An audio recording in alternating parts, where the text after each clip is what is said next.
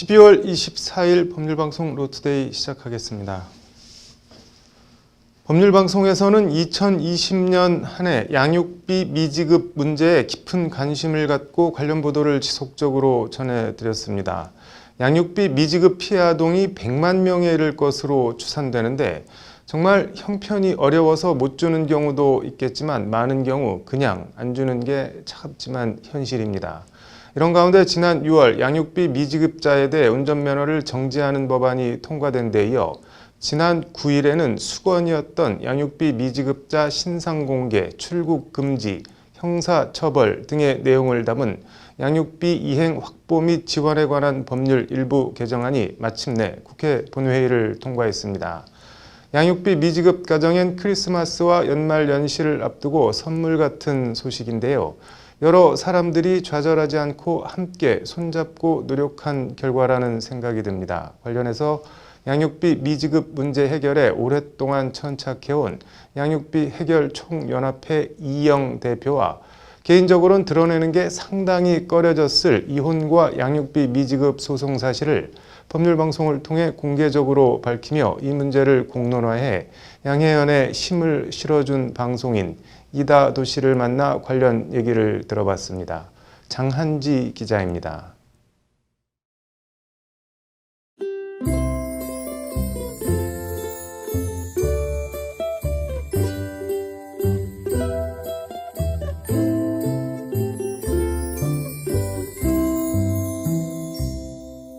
결국 통과가 됐는데 소회가 어떠신지 먼저 이다도 씨부터. 네네. 기분이 상당히 좋긴 좋아요. 좀 있으면 크리스마스일 텐데 이 어려운 상황 때문에 문제 당하신 분들한테 굉장히 아무래도 희망 가득한 소식 아니겠습니까?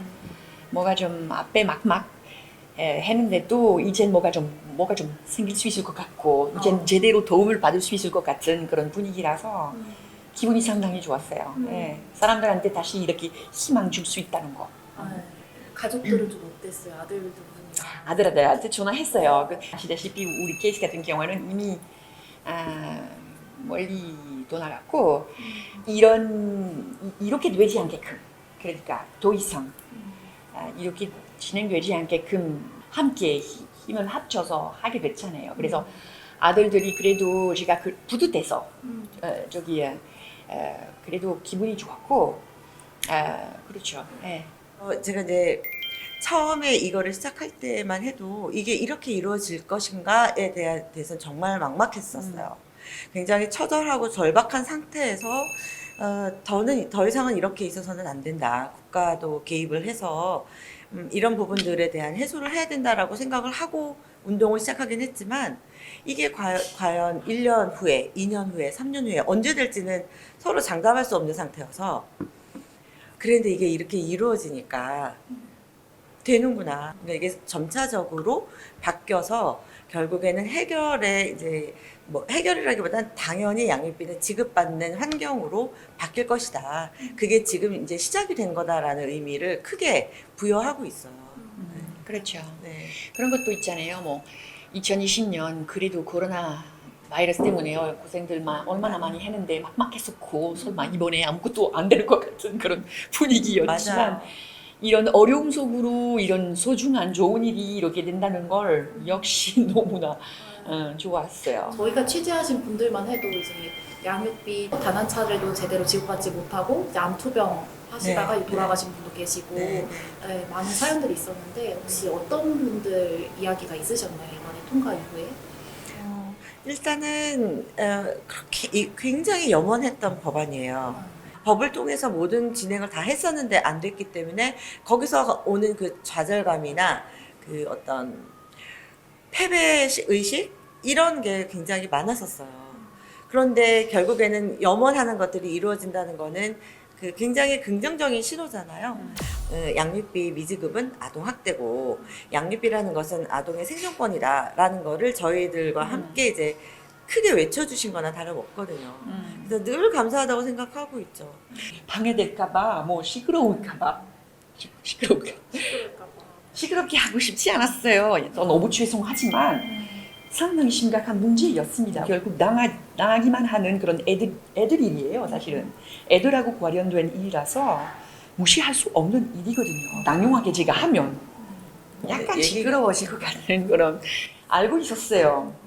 준비돼 있었어요. 그러면서도 흔들렸거든요. 너무 힘들었어요. 아시죠? 저기 그거 공개되면서 사람들이 다시 한번 이 심각한 주제에 대해서 자세하게 여러 가지 듣고 배우고 알게 되고 결국 이젠 결과가 좋게 나왔거든요. 근데 쉬운 일이 아니었어요. 네, 되게 김투쟁이었고 싸움이었는데 지금 이거를 버티게 한 원동력이라든지 활력소였다든지 이런 부분이 있을까요? 어떤 게 있었을까요? 글쎄요. 또 눈물 날 수도 있겠는데요. 애들 생각만 했어요, 사실은. 말도 안 돼요. 특히 이렇게 선진국 같은 그런 대한민국에서 상상할 수도 없거든요. 저기 2020년인데 21세기에 어떻게 이런 사회에서 이런 일 때문에 애들이 고통받을 수 있을까요? 말도 안 되니까 그거 갖고 그냥 앞서갔어요. 뭐 개인적인 생각하는 것보다 애들 튼튼한 그런 믿음, 더욱더 건강한 사회를 만들면서 앞으로 이런 것도 어느 정도 달라지겠지? 기대가 됩니다. 진짜 자녀 생각하면서 직진. 그렇죠, 직진. 맞아요. 그거 좀 더 아파. 맞아요. 그러니까 저는 마음을 그 같은 생각인 것이 아이만 봤다라는 게 그런데 그 아이가 이게 이제 내 아이를 보면서 다른 아이도 같이 보게 되는 거예요. 정말로 내 아이와 같은 아이들. 그 생각이 더 먼저 들더라고요. 그게 정말 진심이에요. 지금 당장 아이들을 키우고 지금 당장 일을 해야 되고 그래서 조금씩 지쳐가고 그래서 이거를 어떡하지? 그리고 마음과 달리 이게 손을 놓게 됐을 때 그러면 이걸 누군가는 계속해서 이어가야 되잖아요. 이 변화 운동을. 그래야 바뀌는 거니까 지쳐하면 안 되겠다. 그리고 운전방송 같은 경우에는 운전면허 그 통과되던 날도 또 우리 회원들이 의원님들한테 요청하는 문자들 같은 것도 또 캐치해 주시는 게 또 컸어요. 그게 또 한동안 이슈가 됐었거든요. 절절한 문자들이 들어갔다는 사실도 또 그걸 그렇죠. 보는 회원들도 아 정말 그렇지 그러면서 막 또 울컥도 하고 그렇죠. 혼자 아니구나 뭐 희망도 갖고 그게 단합이나 그거 중요해요. 결집력을 또 높여요. 그런 하나의 그런 그 가슴을 울리는 것 하나하나가 맞아요. 다 소중한 일이었던 것 같아요. 근데 이제 이다도시님은 그동안 책을 대여섯 번 정도 이제 쓰셨잖아요. 그래도 양육비 이행 이 법안이 통과되기까지 또 많은 일들을 겪으셨는데 관련해서 혹시 책을 쓰실 예정이신지 그러니까 너무 궁금해요. 벌써 엄청 많은 문의 들어왔어요. 저기 친구가 마침 대한민국 정의에 대해서 뭔가 좀 책 쓴다고 하니까 그거 제가 시시콜콜 쓰면 했거든요. 왜냐면 자기가 왠지 한국 정의에 대해서 여러 가지 생각하고 있었는데 약간 좀 어두웠었던 것 같아요. 그래서 이 상황 봐라. 그래도 이렇게 같이 변화한다. 이렇게 변할 수도 있다는 걸. 그래도 어렵지만 희망이 있을 거 생각하고 있어요. 솔직히. 쓰셔야죠. 그랬으면 좋겠어요. 백과사전처럼 나오는 거 아니에요? 너무 많으셔가지고. 그러니까 지금 작년에 프랑스에서 냈던 책이 완전히 사전이거든요. 이제 6개월쯤 뒤면은 시행을 한다고 네. 이제 하던데 근데 이제 앞으로 어떻게 좀 감시를 한다든지 아니면 어떻게 현실화할 수가 있을지 혹시 어떻게 보시나요? 이제는 이런 문제를, 그러니까 아동의 생존권 문제를 더 이상 과거로 돌리는 거는 안 하실 거예요. 그렇죠. 사회적인 공감을 얻은 만큼 이 부분은 바뀌어나가는 쪽으로 모두가 다 이렇게 지켜보고 있을 거기 때문에 과거로 돌아가는 일은 없을 거고, 다만 이제 법 절차들에 대해서 좀 개선을 해야 되는 부분들이 지금 있어요. 초반에는 정착되기 전까지는 아마 이제 과도기는 있을 거예요. 그런데 우리는 조금 거시적으로 멀리 봐야죠. 미래 세대까지. 이게 이제 시작이라는 생각을 하고. 이제 이다도시님과 대표님께서 보시기에 양육비는 양육자 또는 아이에게 무엇이다 단어를 딱 생각해 주신다면 미래. 미래. 미래. 네. care 그러니까 care 영어로 말하자면 caring 그러니까 돌봐줄 수 있는 그렇죠 미래 사실은 저기 물론 아무리 돈돈인데 그래도 애들을 키울 때 돈 필요하거든요. 애들이 날마다 먹고 날마다 입혀야지 저기야 공부할 수 있게끔 그것 얼마나 중요한데 부모님들이 아무리 뭐 이혼했는데도 어떻게 되는데도 애들이 무슨 죄 해겠습니까? 아무것도 모르고 당연하게 미래 바로 네. 네네. 양육비 미지급은 그럼 혹시 뭐라고 생각하시나요? 죄. 죄. 네. 그렇죠. 미안하지만 죄로 봐요. 간결한데 정말 명확하네요. 그 양육비라는 거는 함께 살고 있지 않은 한쪽 부모의 관심과 사랑이에요. 아이들은 그걸 먹고 자라는데 그 의미가 굉장히 많죠. 그러니까 같이 살고 있지 않은 한쪽 부모가 내가 너의 삶을 응원할게, 너의 성장을 응원할게 하는 그 관심과 사랑이고요. 네. 이제 반대로 양육비 미지급은 학대죠. 그건 진짜. 네. 아이에 대해서 사랑을 주지 않고 관심을 주지 않는다는 거는 부모로서 자식을 학대하는 것과 같아요. 포기하지 맙시다. 뭐니 해도 애들한테 그 빚이 역시 영원한 빚이에요. 아빠가 영원히 그거 돌려줘야 될 거고 일단 포기하지 않다는 걸 벌써 커다란 일이거든요. 포기하지 않다는 것 뒤에 역시 희망 있지 않습니까? 희망 가지고 계속 믿어야죠. 네. 나중에 이제 아마 재판부에서 그런 부분들이 참 어려울 것 같아요. 그 개정안을 적용시킬 때 지금처럼 내가 너무 어려워서, 내가 너무 아파서 또 그런 핑계와 변명을 댈 건데 과연 그때도 단호하고 강력하게 하지 않고 그래 그럼 그런 사정이 있느냐라고만 하실 건지 그런 좀 걱정이 있어요. 비양육자에 대한 의무는 그 최소한의 양육비를 지급하는 것 이외에 없어요. 근데 그 의무조차 내가 정당한 사유가 있어서 다하지 않았다라는 거를 용납하지 않아야 된다고 생각해요. 사회와 국가가. 그리고 양육자분들 정말 고생 그동안 참 많으셨을 건데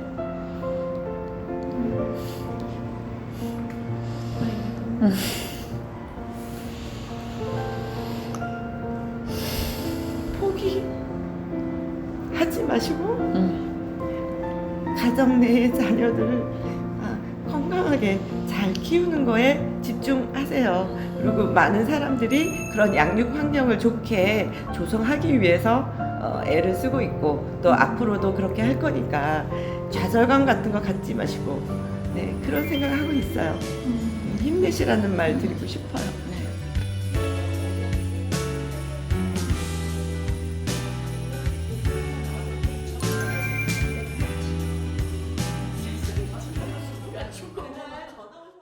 제51대 대한변협회장 선거 열기가 달아오르고 있는 가운데 전국 최대 규모 지방변호사회인 서울지방변호사회도 다음 주 후보 접수를 시작으로 선거 레이스에 접어듭니다. 이런 가운데 사상 처음으로 서울변회 회장 재선 도전을 선언한 박종우 서울변회 회장이 어제 자진 사퇴를 했는데요. 그런데 자진 사퇴 하루 만인 오늘 후보 등록도 하기 전에 박종우 전 회장을 징계해달라는 청원서가 서울변회에 접수됐습니다. 법조계에선 크리스마스 이브의 기습이라는 말이 나오고 있다고 하는데 어떤 내용인지 왕성민 기자가 전해드립니다. 청년 변호사들이 주축이 된 한국법조인협회가 오늘 서울지방변호사회에 제출한 징계 개시의 신청 청원서입니다. 피청원인은 바로 어제까지만 해도 서울변회 회장을 지낸 박종우 변호사입니다. 청원 취지는 박 전 회장이 개입 금지 등 임원 선거 규칙과 회칙을 위반했으니 징계해달라는 내용입니다. 한법협은 이와 별도로 임원 선거 규칙 위반 행위 신고서를 서울변회 제96대 회장 감사선거관리위원회에 제출했습니다. 징계 개시 신청서와 위반 행위 신고서의 취지는 동일합니다. 박 전 회장이 지난 8월 18일 당시 서울변회 박모 상임이사에게 자신의 선거를 도울 게 아니라면 상임이사직을 내려놓으라고 요구했다는 내용입니다. 한법협은 그 근거로 박종우 당시 회장이 박모 이사를 압박하는 내용이 담긴 녹취록 일부를 증거로 제출했습니다. 녹취록에 따르면 박 전 회장은 선거를 돕지 못하는 집행부 임원이고 다른 후보를 명백하게 지지하겠다라고 나에게 얘기하는 사람인데 내가 어떻게 그거를 계속 같이 갈 수가 있어 그렇잖아 라고 말합니다. 이에 박모 이사는 선거철 돼서 제가 뭐 다른 후보를 돕게 되면 그때 가서 생각하면 되지 않을까요? 라는 취지로 답합니다. 이에 박 전 회장은 그러니까 그때까지는 그냥 지켜봐라 라면서 이사님은 어차피 제 재선이나 뭐 그런 거를 돕지도 않을 거면서 계속 이사 자리에 계시려고 하는 거는 뭐예요? 라고 박모 이사를 몰아붙입니다. 이에 박모 이사는 제 생각에 상임이사 자리는 재선을 돕는 자리는 아니라고 본다. 그래서 말씀드리는 것이라고 재차 답변합니다. 그러자 박 전 회장은 다시 뭐 선거를 돕는 자리는 아니지만 회장과 명백하게 다른 길을 갈 상임이사를 어쨌든 그거를 저보고 계속 안고 있으라는 것도 그렇지 않냐고 말합니다.